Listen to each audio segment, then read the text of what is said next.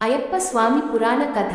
అయ్యప్ప స్వామి కథ ప్రాచీన హిందూ పురాణాల్లో ప్రాముఖ్యమైనదిగా పేర్కొనబడింది.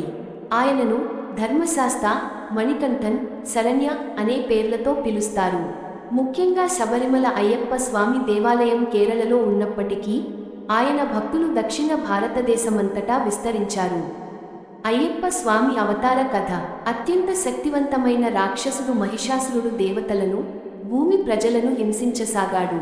అతన్ని సంహరించేందుకు మాతా దుర్గాదేవి మహిషాసురమర్దిని అవతారం తీసుకుని అతన్ని వధించింది.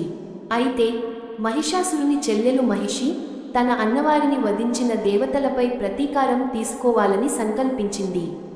ఆమె బ్రహ్మదేవుని వద్ద తపస్సు చేసి ఒక వరం పొందింది. హరుల సంతానం తప్ప ఆమెను ఎవరూ సంహరించలేరు.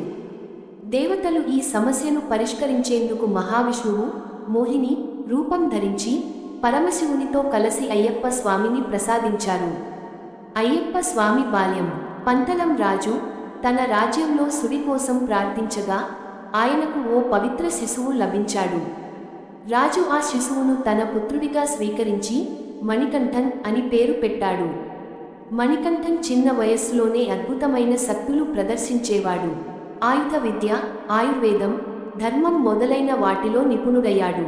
ఇదంతా చూస్తూ రాజమహిషి, రాజు రెండవ భార్య అసూయతో మణికంఠన్ను రాజ్యం నుంచి తొలగించాలనుకుంది. పులిపాల కథ.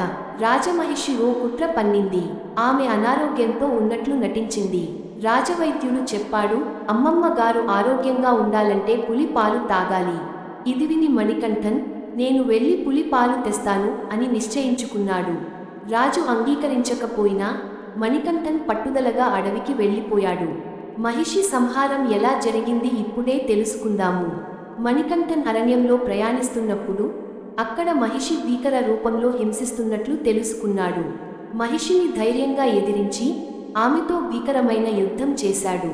చివరికి అయ్యప్ప స్వామి తన భయంకర దివ్యశక్తులతో మహిషిని సంహరించాడు.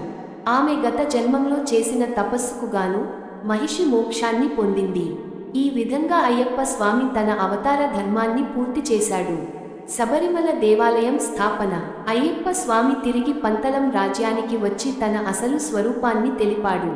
రాజు అయ్యప్ప స్వామికి కోటిపాటి నమస్కారాలు చేసి, నీకు ఎక్కడ ఆలయం కట్టించాలి అని అడిగాడు. అయ్యప్ప స్వామి ఒక బాణాన్ని వదిలి అది పడిన శబరిమల అనే ప్రదేశాన్ని తన స్థలంగా ప్రకటించాడు. అక్కడ శబరిమల అయ్యప్ప ఆలయం నిర్మించబడింది. అయ్యప్ప స్వామి మంత్రము శరణం అయ్యప్ప.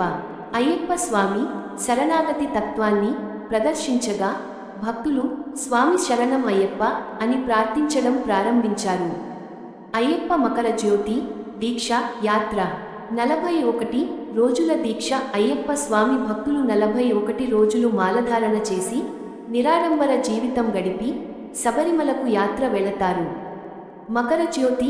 మకర సంక్రాంతి రోజు శబరిమల గిరిలో వెలుగునిచ్చే మకర జ్యోతి భక్తులకు దర్శనమిస్తుంది. శబరిమల ప్రయాణం. అయ్యప్ప భక్తులు శబరిమల వెళ్లే ముందు అయ్యప్ప మాల ధరించి కష్టాలను అధిగమించడానికి శ్రమిస్తారు. అయ్యప్ప స్వామి సందేశం. తత్వం ఆసి అంటే నీలోనే పరమాత్మ ఉన్నాడు. జీవితంలో ధర్మాన్ని పాటించాలి. మత కుల భేదాలు లేవు. అయ్యప్ప భక్తులందరూ సమానమే.